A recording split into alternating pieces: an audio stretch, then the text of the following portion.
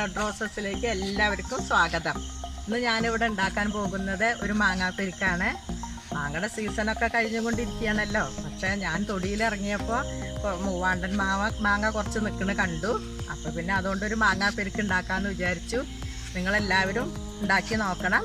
ഇഷ്ടപ്പെട്ടു എന്നുണ്ടെങ്കിൽ ലൈക്ക് ചെയ്യൂ, ഷെയർ ചെയ്യൂ, സബ്സ്ക്രൈബ് ചെയ്യൂ. ഓക്കെ. മാങ്ങാപ്പെരിക്കിന് ആവശ്യമായ സാധനങ്ങൾ: ഒരു മാങ്ങ ചെറുതായി നുറുക്കിയത്, തൈര് ആവശ്യത്തിന്, അരമുറി നാളികേരം, കടുക്, ഉപ്പ് ആവശ്യത്തിന്, വറ്റൽമുളക് നമുക്ക് ആവശ്യത്തിന് എടുക്കാം. പിന്നെ ഇത് കറിവേപ്പില, ഇത് ഞാൻ എൻ്റെ തൊടിയിൽ നിന്ന് പറിച്ച കറിവേപ്പിലയാണ്. ആവശ്യത്തിന് വെള്ളം. ഈ വെള്ളം ഞാൻ തിളപ്പിച്ചെടുത്ത വെള്ളമാണ്.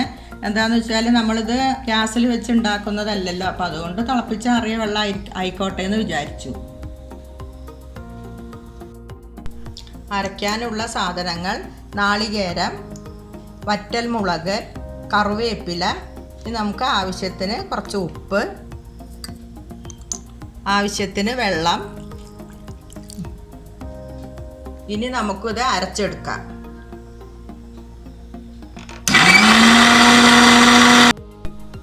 ആദ്യത്തെ ചേരുവകൾ നന്നായി അരഞ്ഞിട്ടുണ്ട്. അതിന് ശേഷം നമുക്ക് ഒരു ടേബിൾ സ്പൂൺ കടുക് ഇതിലേക്ക് ഇടുക. എന്നിട്ട് ഇത് വല്ലാതെ നന്നായി അരയണ്ട, ഒന്ന് ചെറുതായി അരയ വേണ്ട. അതുകൊണ്ടാണ് കടുക് വേറെ മാറ്റിയിടാനുള്ള കാരണം. കടുക് ഇതുപോലെ മാത്രമേ അരയാൻ പാടുള്ളൂ. അതുകൊണ്ടാണ് നമ്മളിങ്ങനെ കുറച്ച് കഴിഞ്ഞിട്ട് കടുക് ഇടാൻ കാരണം.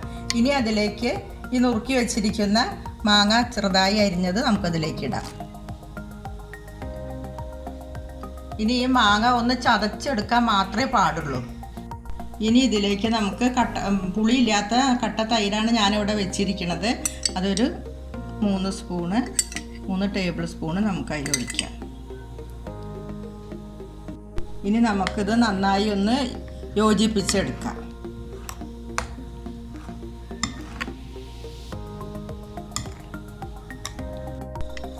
അങ്ങനെ നമ്മുടെ മാങ്ങാപ്പെരിക്ക് ഇവിടെ റെഡി ആയിരിക്കുന്നു. ചില സ്ഥലങ്ങളിൽ മാങ്ങാപ്പെരിക്കിനെ പച്ചക്കടുമാങ്ങ എന്നും പറയും. അതെന്താണെന്ന് വെച്ചാൽ മാങ്ങയും പിന്നെ പച്ചക്കടുകാണല്ലോ നമ്മൾ അരയ്ക്കണത്. അതുകൊണ്ടാണ് അങ്ങനെ ഒരു പേര് വരാൻ കാരണം. 2 പേരിലും അറിയപ്പെടുന്നുണ്ടത്. നിങ്ങളെല്ലാവരും ഉണ്ടാക്കി നോക്കണം. അഭിപ്രായങ്ങൾ എന്താണെന്ന് വിചാരിച്ചിട്ടുണ്ടെങ്കിൽ നിങ്ങൾ കമൻറ്റ് ബോക്സിൽ ഇടണം.